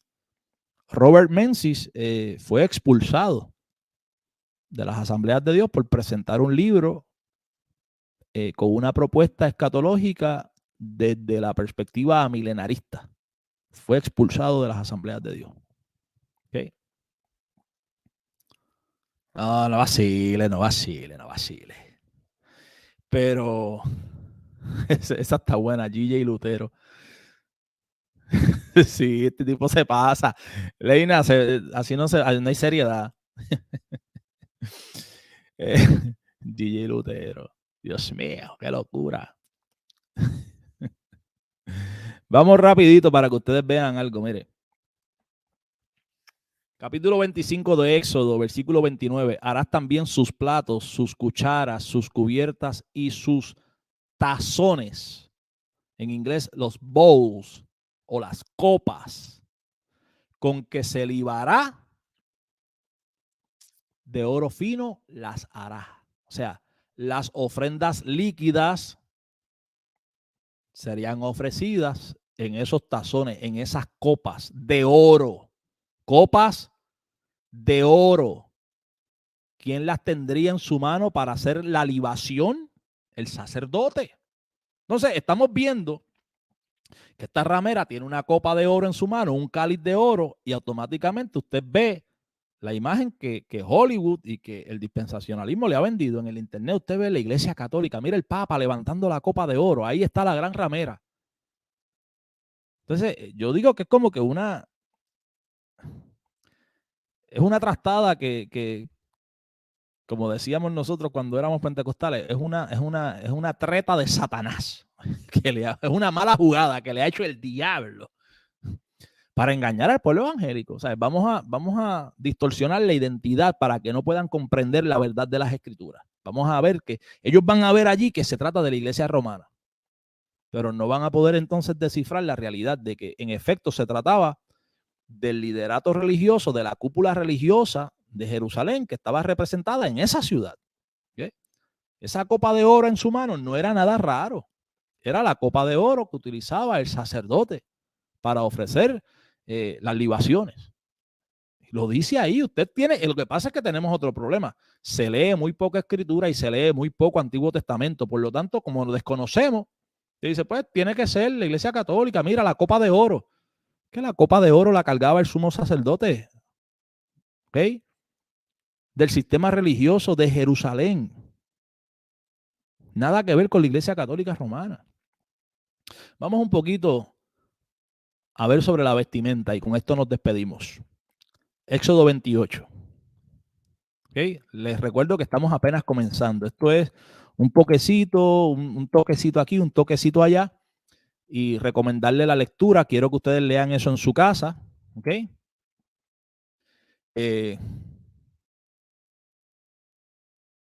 Para que pues vayan adelantando y que tengamos pues mejor relación ya cuando vayamos desarrollando la interpretación de todo el capítulo. Posiblemente estemos aquí 2 semanitas. Vamos a ver. Quiero no extenderme demasiado, pero quiero tratar de resolver poco a poco todos estos versículos dentro de una interpretación sobria y que se vea que viene de las Escrituras, ¿ok? Que viene de las Escrituras. Luego, pues vamos a discutir un poquito también sobre esas lecturas que estoy diciéndoles que las vayan adelantando en su casa, ¿no? Vamos a leer Ezequiel 16, vamos a leer Ezequiel 23, ese lenguaje que vamos a ver cómo se aplica ahora sobre Jerusalén, ¿ok? Y tú hablarás a todos los sabios de corazón, a quienes yo he llenado de espíritu de sabiduría, para que hagan las vestiduras de Aarón. ¿Las vestiduras de quién? Las vestiduras de Aarón. Los sumos sacerdotes venían de la casa de Aarón. Eran linajes directamente de Aarón. Para ser sumo sacerdote tenía que ser del linaje directo de Aarón. ¿Okay? Así que Aarón, hablando de las vestiduras del sumo sacerdote, ¿ok?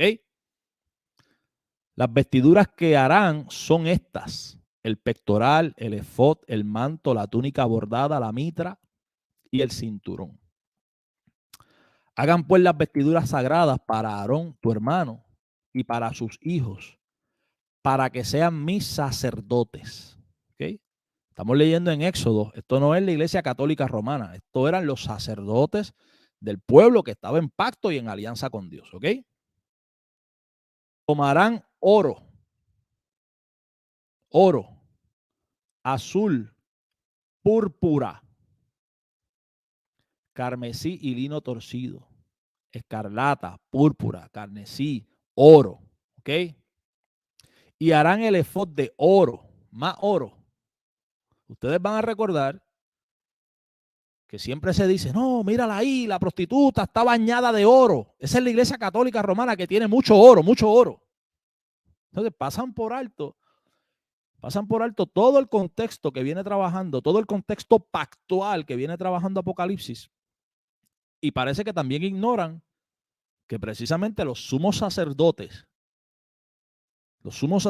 y la cúpula religiosa y toda la indumentaria relacionada a la cúpula religiosa de esa ciudad estaba bañada de oro.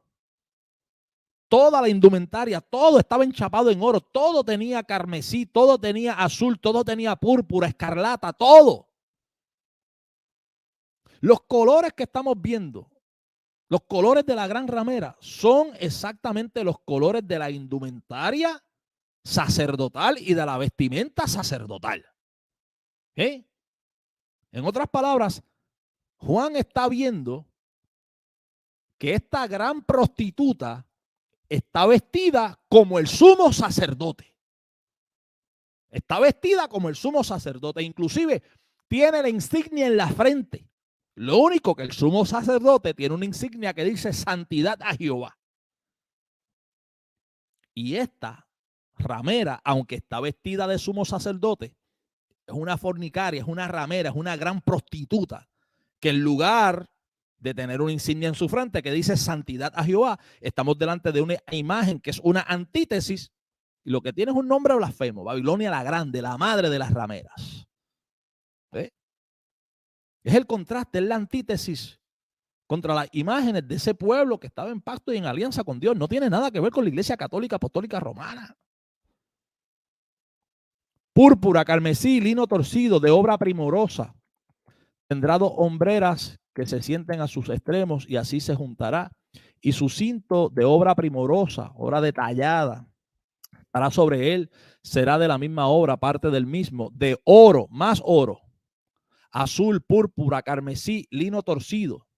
¿Okay? Las piedras, tomarás 2 piedras de ónice y grabarás en ellas los nombres de los hijos de Israel. ¿Ok? De obra de grabador en piedra, como grabaduras. y les harás alrededor engastes de oro, más oro. Ah, no, es la iglesia católica romana que tiene mucho oro. Como si la indumentaria sacerdotal de Jerusalén y la cúpula religiosa de Jerusalén no hubiese estado bañada de oro. Y pondrás dos piedras y piedras preciosas. Y la púrpura y la escarlata, que es carmesí también. Todo esto sencillamente identificaba al sumo sacerdote, la indumentaria y la vestimenta del sumo sacerdote de ese pueblo que había estado en pacto, en alianza con Dios, y a una ciudad que representaba precisamente eso, la cúpula religiosa de Jerusalén, que estaba operando como un falso profeta, desviando la atención del pueblo, desviándolos del arrepentimiento y de la búsqueda de Dios y llevándolos al culto al imperio, y que estaba operando como esa bestia que había subido de la tierra, que no tenía autoridad inherente, pero que ejercía autoridad en presencia de la primera bestia, ejerciendo la autoridad de ella y llevando a los moradores de la tierra a que adorasen al imperio romano. ¿Ve? Por la escritura, no porque a mí me parece, porque yo creo, porque yo pienso, ¿verdad? Que en el 2000 no se sabe cuándo debe de ser. Harás pues los engastes de oro, más oro, y dos cordones de oro fino, más oro. ¿Ok?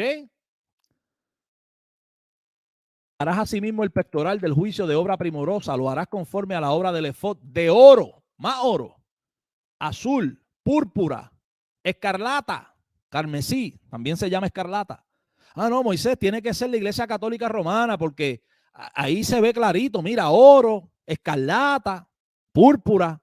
Así es que se visten los de la iglesia católica romana. ¿En serio? ¿En serio?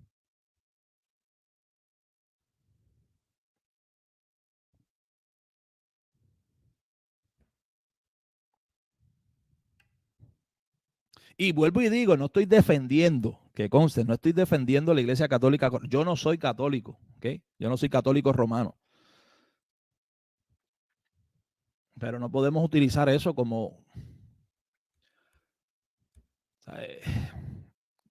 es que se repite, nos convertimos en una emisora repetidora. Sí, la gran ramera, la iglesia católica. No, no, no. El contexto de Apocalipsis es pactual.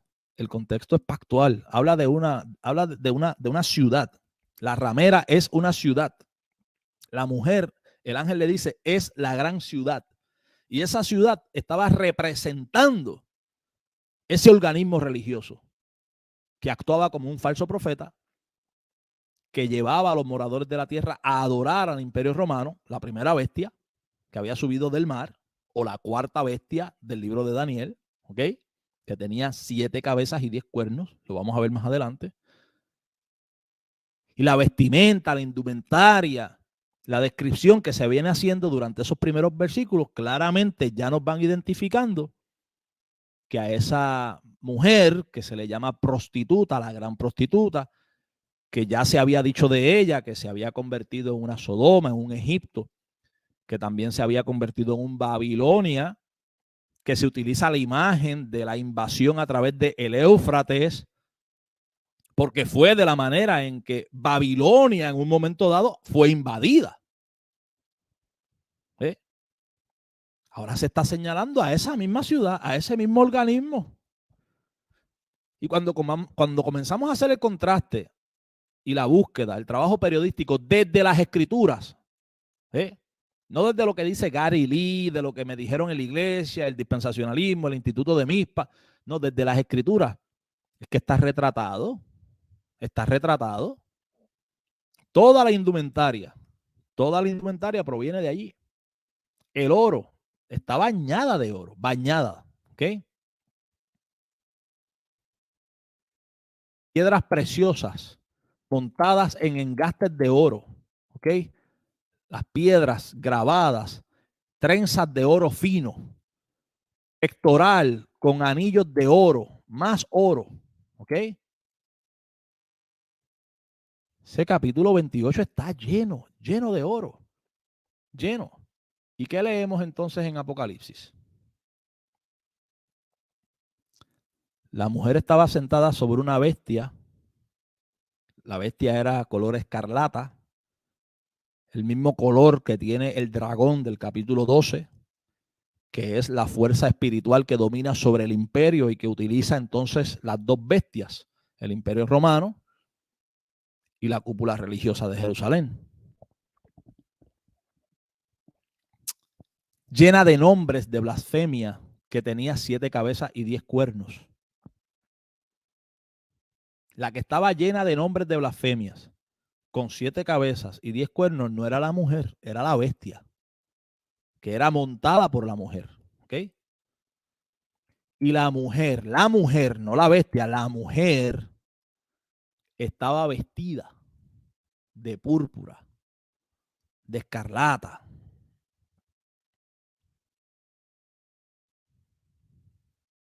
O sea, la mujer estaba vestida de lo que acabamos de leer. La mujer estaba vestida como, ¿cómo estaba vestida la mujer?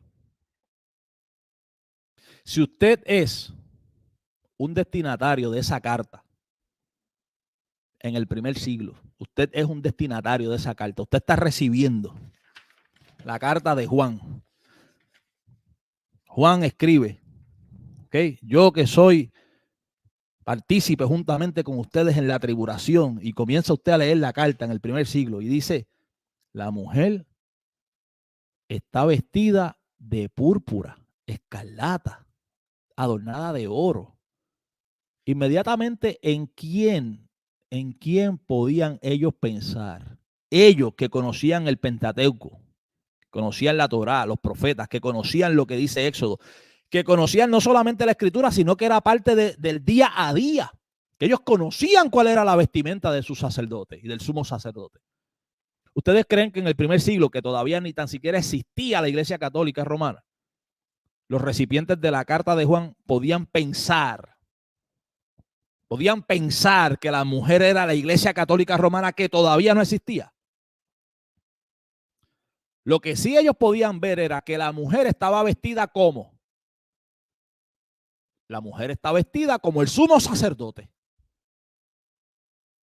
Vestida de púrpura, vestida de escarlata, adornada de oro, de piedras preciosas y de perlas, con una copa de oro en la mano. Todo eso señalaba a lo que ellos conocían. Lo único que ellos conocían con esa vestimenta era el sumo sacerdote.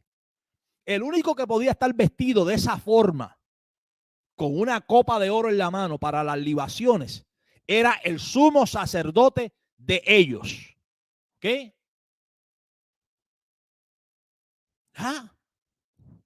Ahora, esta mujer está vestida con las ropas del sumo sacerdote. ¿Ok? Pero recuerden que esta mujer es una ciudad. ¿Ok? Así que vamos por ahí, lo vamos a dejar hasta aquí. Mañana o pasado mañana vamos a continuar con los versículos 5, 6 y poquito a poco lo vamos a ir llevando, ¿ok? Así que por el momento voy a detenerlo aquí. Vamos a leer. Si tienen duda o pregunta con relación a lo que hemos comentado hoy, 5 minutos y nos vamos. El emperador, sí, estuve leyendo la propuesta y entiendo por qué hay todavía conflicto con relación a Roma. Pero yo creo, cuando lleguemos al versículo donde dice que esta gran ciudad es la que reina sobre los reyes de la tierra, vamos a ver las referencias que creo que se encuentran en el texto bíblico que también señalan a Jerusalén con relación a esto.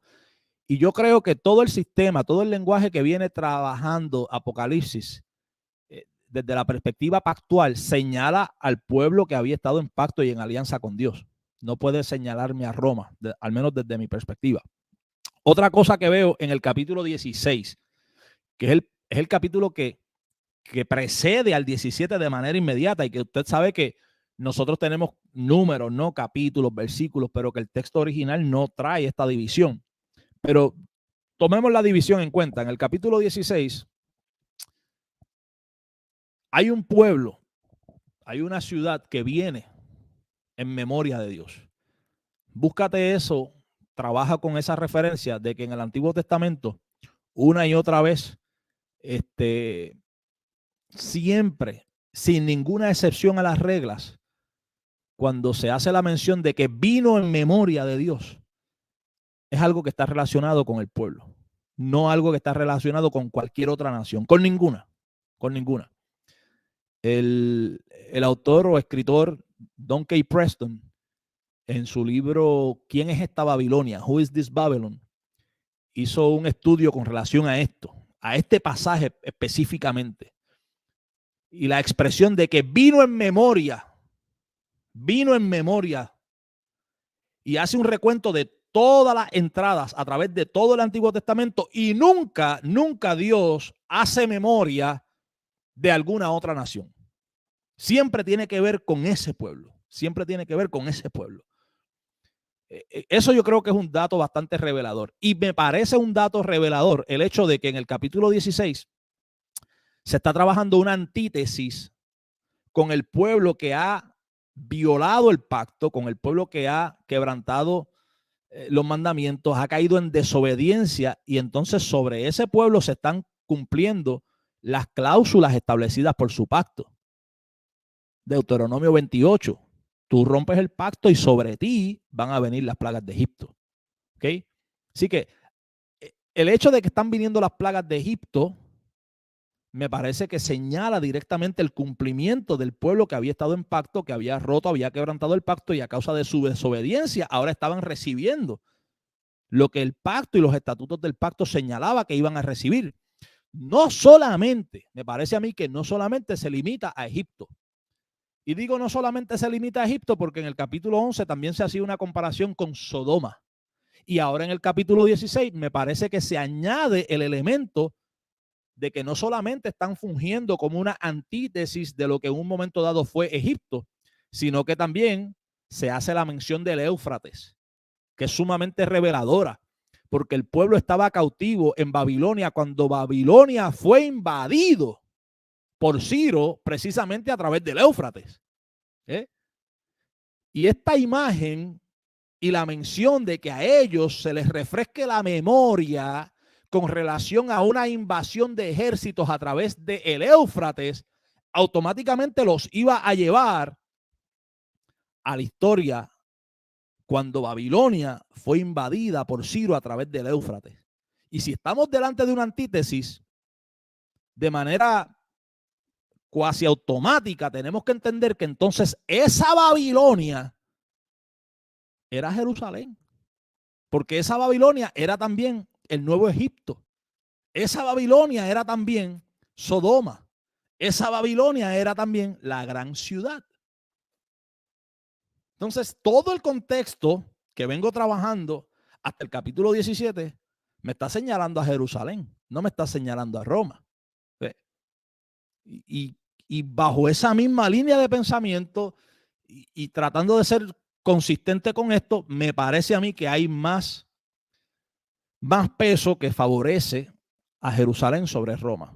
Aunque ciertamente es un tema que requiere mucho estudio, ¿verdad? La controversia sigue, pero en definitiva no puedo señalar a la Iglesia Católica Romana. La Iglesia Católica Romana tengo que descartarla, es una institución, no es una ciudad. La Iglesia Católica Romana no encaja con la historia, está a destiempo, está totalmente atemporal, no tiene absolutamente nada que ver con el tema que se está trabajando en Apocalipsis 17. O sea, ahí no hay manera. Pero poquito a poco vamos a ver si podemos resolver todas estas cositas, ¿verdad?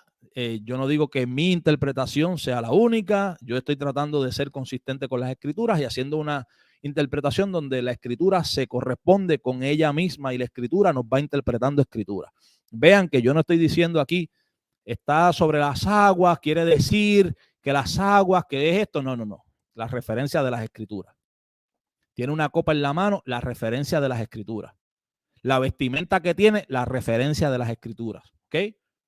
Y yo desde el principio hasta el final vamos a trabajar con las escrituras.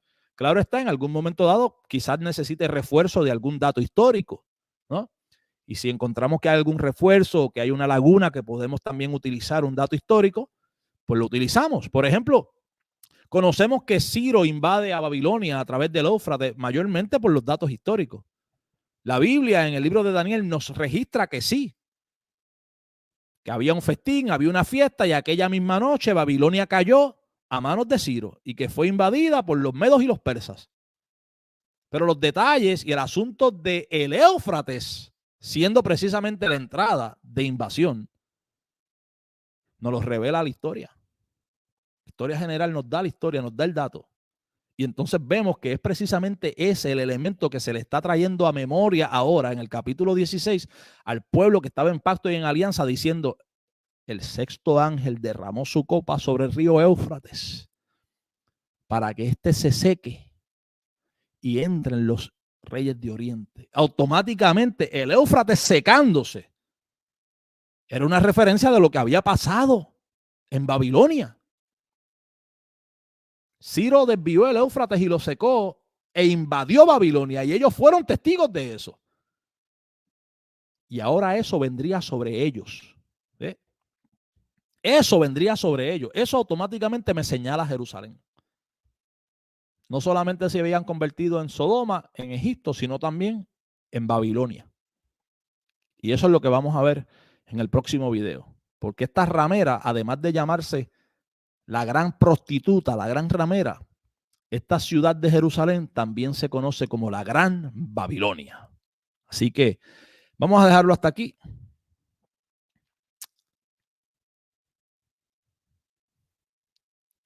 Sí, Preston, ese libro, no he leído todo de Preston, pero en ese libro es bien duro. Y no, tú sabes quién también hay que sacarle su comida aparte en este tema, a Kenneth Gentry. Kenneth Gentry está duro, en este tema está duro, durísimo, de verdad que sí. Déjame ver aquí.